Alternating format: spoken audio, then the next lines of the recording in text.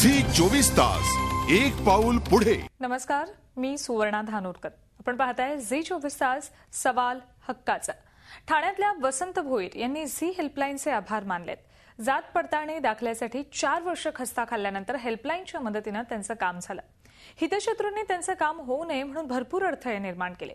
त्याशिवाय लाल फितीतही त्यांचं काम अडकलं. सर्व कागदपत्रांची पूर्तता करूनही काम होत नव्हतं, म्हणून वसंत यांनी झी हेल्पलाईनची मदत मागितली आणि त्यांचं काम झालंय. ठाण्यातल्या वसंत विहारमध्ये राहणारे हे वसंत भोईर. वसंत भोईर यांनी मोठी लढाई जिंकली आहे. जात पडताळणी दाखल्यासाठी गेली 4 वर्ष ते सरकारी कार्यालयांचे हेलपाटे मारित होते. सरकारी यंत्रणेशी केलेला संघर्ष आणि झी हेल्पलाईननं दिलेल्या साथीमुळे त्यांना जात पडताळणी दाखला मिळालाय.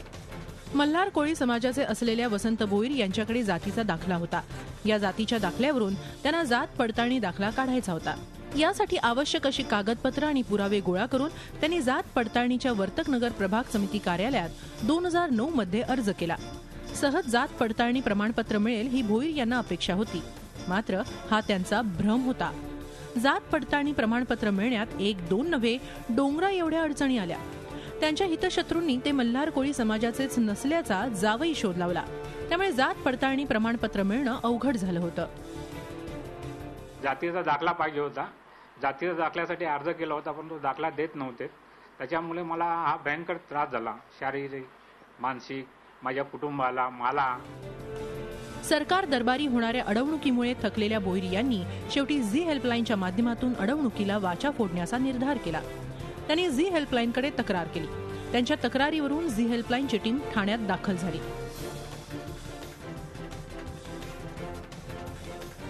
भोईर यांची कागदपत्र पाहिली. कागदपत्रांचे निकष पूर्ण होते, तरीही त्यांचा जात पडताळणी दाखला अडवण्यात आला होता. या प्रकरणी झी हेल्पलाईनच्या टीमनं जात पडताळणी अधिकाऱ्यांची भेट घेतली. भोईर यांच्याविषयीची वस्तुस्थिती समजावून सांगितली. झी हेल्पलाईनमुळे लाल फितीत अडकलेलं त्यांचं काम मार्गी लागलं होतं. जात पडताळणी संदर्भात वेगानं सुनावण्या झाल्या. तत्परतेनं त्यांना जात पडताळणी प्रमाणपत्र देण्यात आलं. जात पडताळणी प्रमाणपत्र मिळाल्यानं झी हेल्पलाईनचे भोईर यांनी आभार मानले.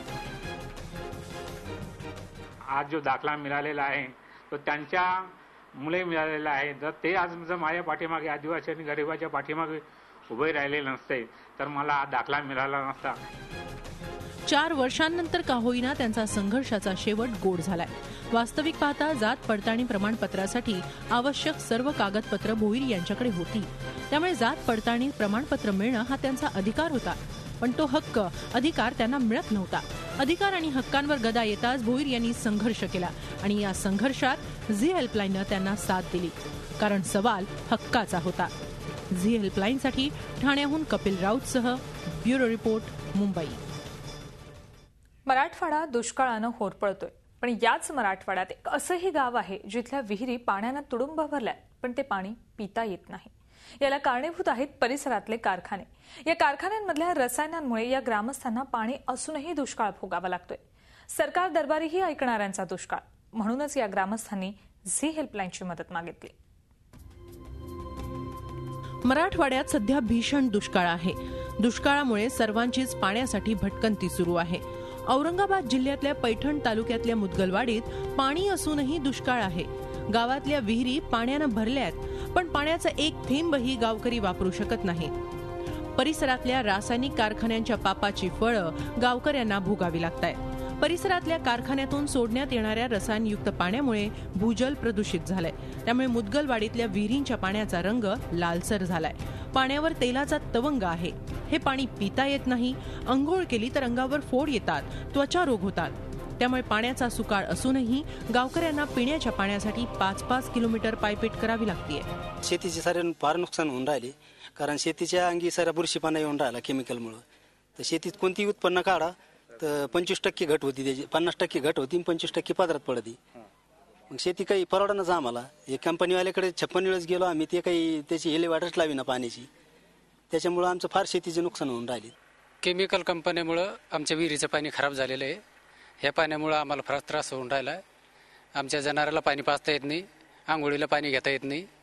पाणी आम्हाला फार कंपनीतून आणावं लागतं.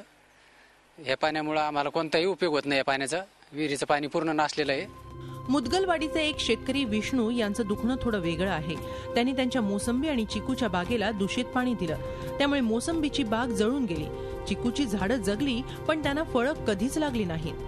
प्रदूषण रोखण्यासाठी सरकार दरबारी शेतकऱ्यांनी पाठपुरावा केला, मात्र त्यांची दाद फिर्याद कुणीच घेतली नाही. प्रदूषण नियंत्रण मंडळाला शेवटी आम्ही आता अर्ज लिहिला. तो अर्ज कमिशनर, कलेक्टर, प्रदूषण नियंत्रण मंडळ मुंबईचं आणि औरंगाबादचं या ऑफिसला दिलं.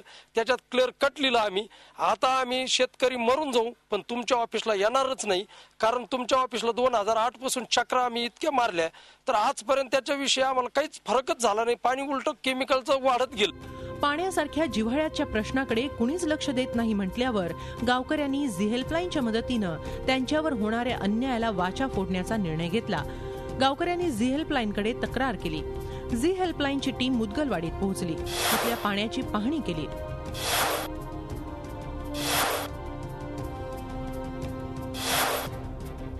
राहुरीच्या कृषी विद्यापीठाच्या प्रयोगशाळेनं हे पाणी वापरण्यायोग्य नसल्याचा अहवाल दिला.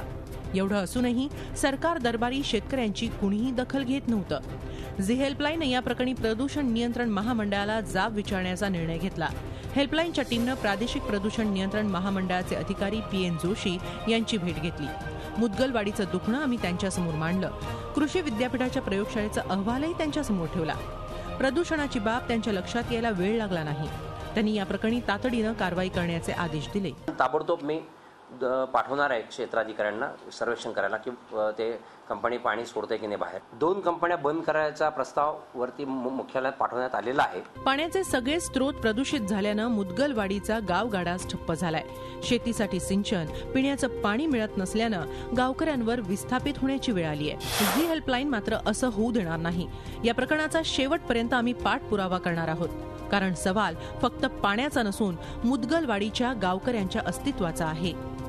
झी हेल्पलाईनसाठी औरंगाबादहून विशाल करोळेसह ब्युरो रिपोर्ट, मुंबई. झी 24 तास, एक पाऊल पुढे.